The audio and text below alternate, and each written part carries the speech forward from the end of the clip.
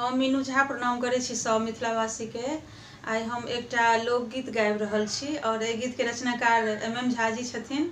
आशा करै छी अहाँ सब जरूर पसंद करब, नीक लागत तऽ गीत के लाइक शेयर जरूर करब। धन्यवाद। जय मिथिला, जय मैथिली। नहीं चढ़बै कार हम, नहीं चढ़बै कार हम, नहीं बस रेलगाड़ी, टमटम पर हमरा घुमाऊ